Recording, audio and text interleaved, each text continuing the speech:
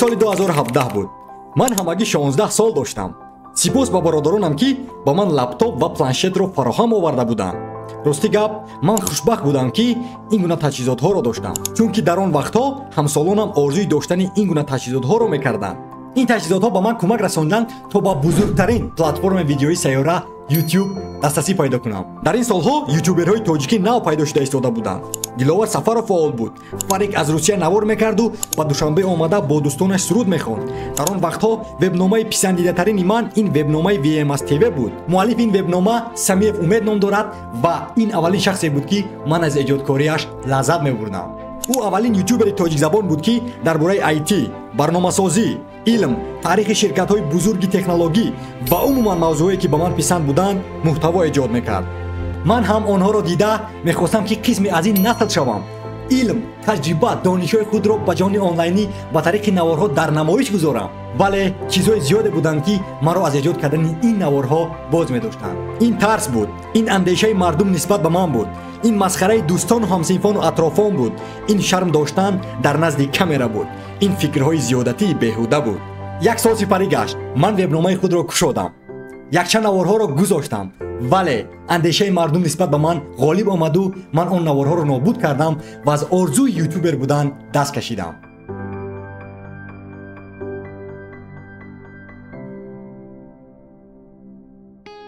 вале дар соли 2018 ба сари Ризо фикри дигаре омад. азбаски ӯ забони инглисиро хело хуб омӯхта буд ва якчанд шогирдҳо низ дошт, мехост дар YouTube вебномаи наверо кушояд ва дар ҷаҳони онлайнӣ ба ҷаҳони онлайн инглисӣ дарс гӯяд. ӯ интизор мешуд, то ки синфхонаҳои забони инглисӣ дар мактаб холӣ шаванд, то дарсҳояшро ӯ ба навор гирад. ӯ бо ҳамсинфаш 3 дарсро ба навор гирифт ва дар вебномаи ютубии наваш гузошт. вале касе парвои навораи ӯро накард. ӯ боз ноумед гардид ва аз орзуи ютубер буданаш дубора даст кашид. чунки дӯстон, волидайн ва атрофон ба ӯ ҳар гапҳо мегуфтанд. ин корро бас кун, ба ту фоидае намеорад. ба имтиҳонҳои дохилшавӣ тайёрӣ бин. наворҳои ту маъное надоранд. касе туро тамошо намекунад. ин ҳамаш аз рӯи бекорӣ аст. пас он дар соли 2019 ӯ ба донишгоҳ дохил шуд ва кишвару ватану модарро тарк кард, то ки аз дунболи таҳсилу орзуҳояш шавад. вале дар ин сол вебномаи забономӯз фаъолияташро оғоз кард. ба идеяи Ризо, ки инглисиро ба ҷаҳони онлайнӣ дарс гӯяд, Саъдӣ гуфтани муаллими доно, пуртаҷрибаву касбӣ ин корро идома дод. Саъдӣ ин корро соли 5 мешавад, ки идома медиҳад ва бузургтарин ҷомеаи забономӯзонро сохтааст. на ба мисли Ризо, ки баъд аз 3 наворро эҷод кардан ва 4 сухани бади гӯшчапорини онлайнӣ ӯро аз мақсаду орзуяш боз доштанд ва дарҳол ноумедаш карданд.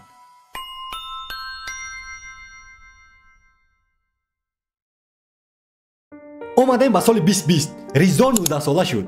ба худаш ваъда дод, ки як вебномаи дигар месозад ва онро новобаста аз вазъияти зиндагӣ нобуд нахоҳад кард. дар соли 2020 COVID-19 омад ва ҳамаро дар хона шинонд. ин беҳтарин вақт буд, ки Ризо боз ба эҷодкорӣ рӯй оварад. мутаассифона Ризо, ки танбал буд дар ин солҳо, ҳамагӣ 2 навор эҷод карду халос.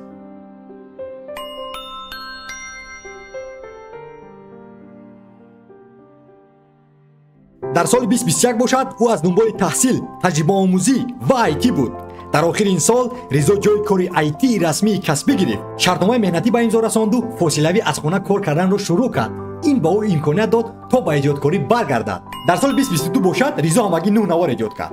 чунки дар ин сол ӯ ҳам таҳсил мекарду, ҳам кор мекарду, ҳам баҳона.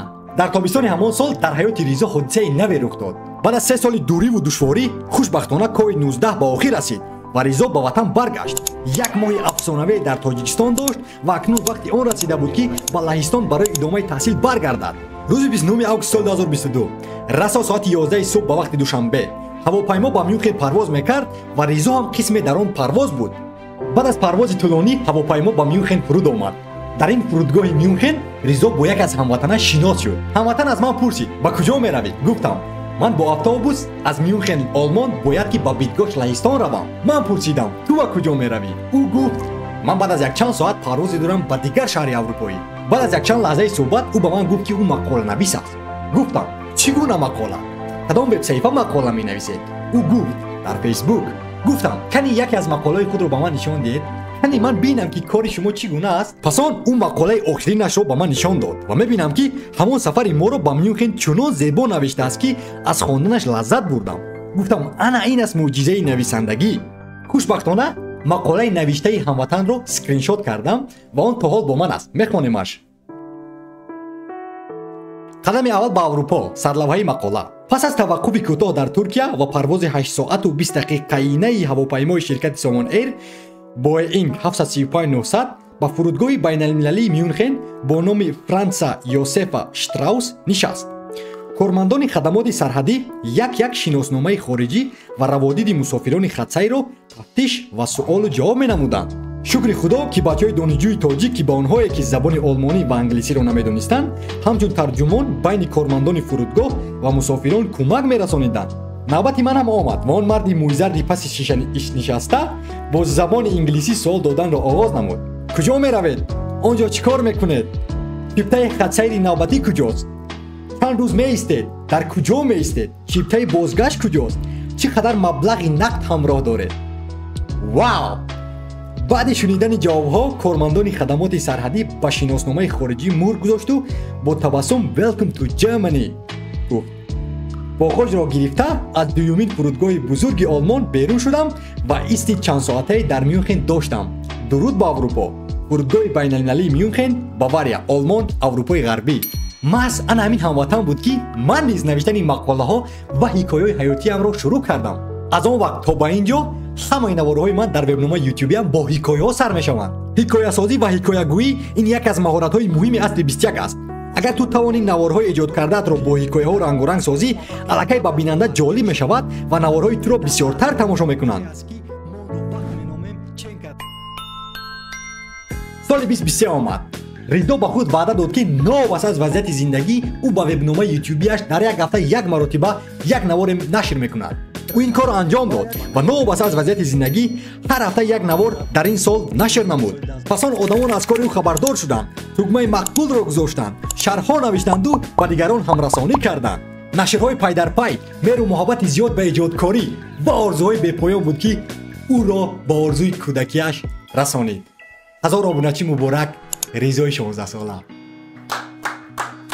Amazing story. бале, дар ҳақиқат ки ҳикояи афсонавӣ буд.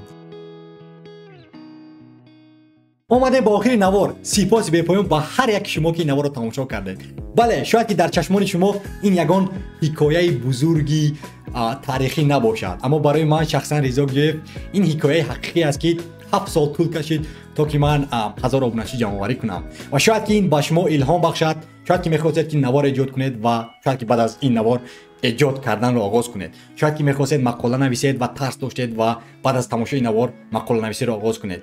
ва намедонам, шояд ки мехостед ба IT раведу, духтур шаведу, футболбоз ё дигаро. шояд ки ҳамин ҳикояи ман ба шумо як илҳоме дод то ки ҳамин корро оғоз кунед. ё ки шояд ки шумо ба ин гуна маълумотҳо ё ки ҳикояҳо ниёз доштед, чунки ман боварӣ дорам ки ҳикояҳо ҳаёти мардумро иваз мекунад. ва то ин рӯз омадан ин танҳо ман набудам. ман аввал сипос мегӯям ба бародаронам, чунки онҳо ба ман лаптоп, айпад, планшет фароҳам оварданд дар он солҳо, то ки ман дастрасӣ ба YouTube пайдо дошта бошам. вақте ки ман ба YouTube дастрасӣ пайдо кардам, ман меҳру муҳаббати зиёд ба техникаву технологияву IT-ву эҷодкориву видеосозӣ пайдо кардам.